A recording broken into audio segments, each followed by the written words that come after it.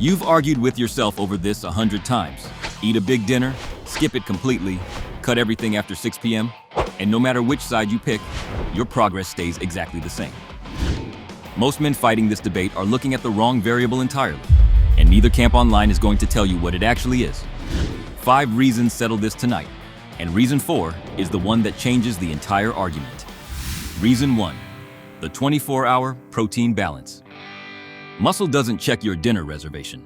It runs on net protein balance across 24 hours, full stop. Every time you eat a real dose of protein, muscle protein synthesis rises for a few hours, then settles back down. Skip a meal and never move those grams anywhere else, and you've built a hole in your daily total. That hole is what actually costs you gains, not the empty chair at the dinner table. Here's the part nobody selling you a program once said out loud. A meta-analysis comparing men eating 3 meals a day against men eating 6 meals a day, with total protein matched, found no meaningful difference in muscle gain. Same protein, different schedule, same result. That study alone should end half the debates on fitness YouTube, but it doesn't sell supplements, so it stays buried. So if dinner disappears and those grams just vanish with it, you're not disciplined. You're underfed and calling it a system. Do that long enough and your body stops building anything, because it's too busy figuring out how to survive on less. That's not toughness. That's a miscalculation wearing a gym bag. The same industry that sells you a $40 recovery blend has zero incentive to tell you that skipping a meal is often the actual reason you're not growing. That's not a conspiracy. That's just business. Reason 2 is where the no dinner crowd starts losing ground fast. Stick with me. Reason 2, the case for dinner. Protein before sleep. There's real research on pre-sleep protein, specifically casein, the slow-digesting protein in dairy and cottage cheese. Trained men who drank a casein shake before bed showed higher overnight muscle protein synthesis rates than men who didn't. That's a measured, published result, not a supplement ad slogan. Here's the mechanism in plain terms. You spend 7 or 8 hours asleep, technically fasting the entire time. If your last meal was hours earlier and light, your amino acid pool runs low right when your body is doing a huge share of its repair work.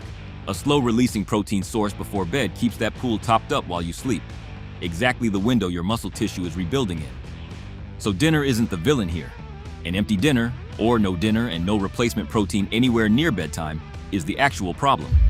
If you're going to skip a formal dinner, fine, but you'd better be drinking or eating something with real protein in it before you pass out, or you're fasting through your own repair shift and wondering why the mirror doesn't move.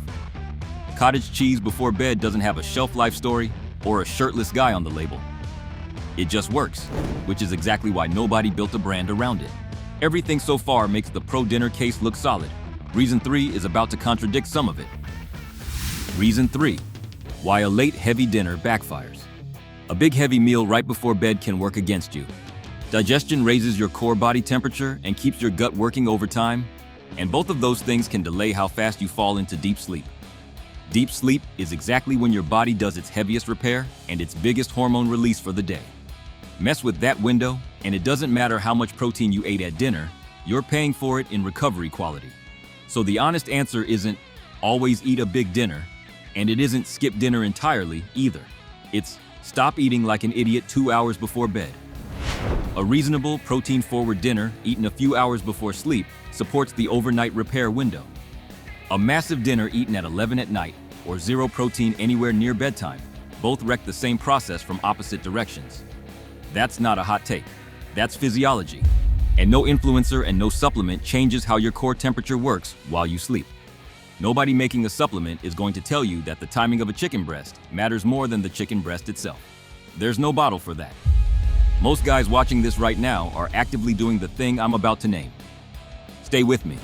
Here's the mechanism that ties this whole video together. Your body doesn't grade you on the meal called dinner.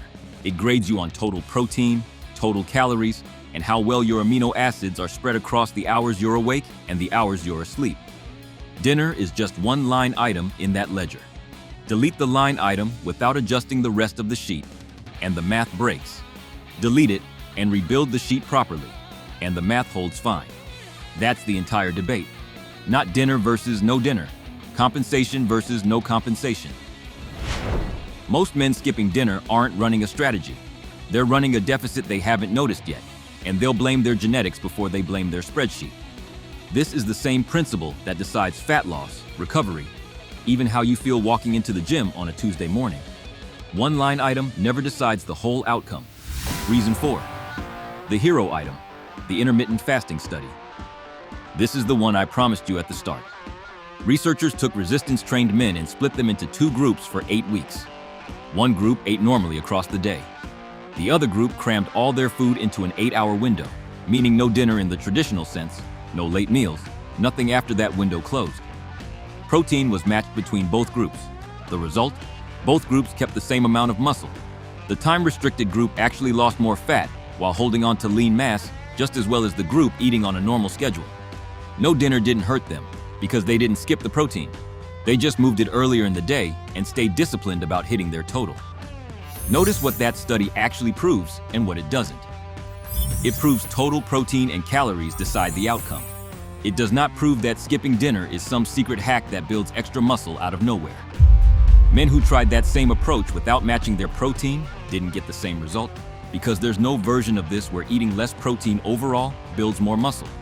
That's not how biology negotiates, no matter how confident the guy in the comments sounds. 8 weeks isn't a random number either. It's long enough to show a real training adaptation, not just water weight moving around, which is exactly why this particular study gets cited so often in the compensation argument. None of this required extreme discipline. It required tracking a number and refusing to lie to themselves about it. Remember reason 1, the 24-hour protein balance? This next part is where that number actually decides the whole argument. Reason 5, the real hierarchy, 4 smaller meals versus 2 huge ones. Your body can only use so much protein per sitting for building muscle before the response starts flattening out. Roughly 30 to 40 grams per meal is where most trained men hit that ceiling, depending on body weight. Eat that amount 3 to 4 times a day, and you cover almost every hour you're awake with a fresh wave of muscle protein synthesis. Skip dinner and cram all of that into 2 meals, and you leave hours of the day with nothing happening, then wonder why progress is slower than it should be. This ceiling isn't a guess. It comes from the same body of research that shaped how sports dietitians structure meal plans for athletes today. This is why the debate framed as dinner versus no dinner misses the real fight entirely. The real fight is 4 smaller feedings against 2 massive ones. 2 huge meals a day, whether one of them is dinner or not, leaves long stretches where your amino acid pool is empty and your body has nothing to build with.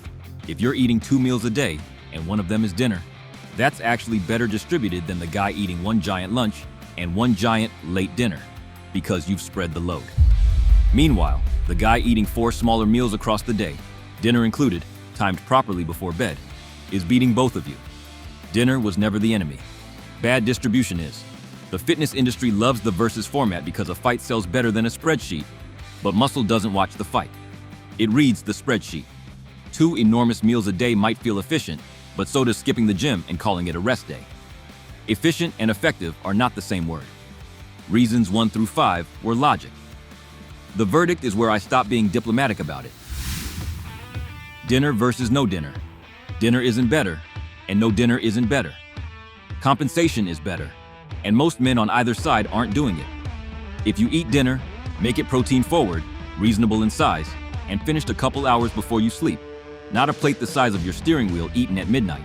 If you skip dinner, that's fine, but you owe your body those grams somewhere else in the day, and you owe it something with real protein near bedtime, so you're not fasting through your entire repair window.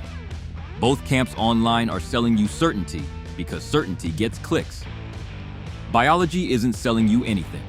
It runs the same protein synthesis curve, whether you eat dinner at 6, skip it entirely, or eat it at midnight standing over the sink. The only thing biology asks is whether your total adds up and whether you spread it out instead of dumping it all in one sitting. This isn't a hack, a trick, or a life-changing revelation.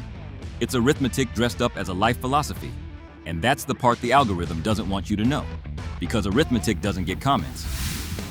Total your protein target for the day. Hit it across 3 or 4 feedings instead of 1 or 2. Stop treating dinner like the villain or the hero of the story. It's neither.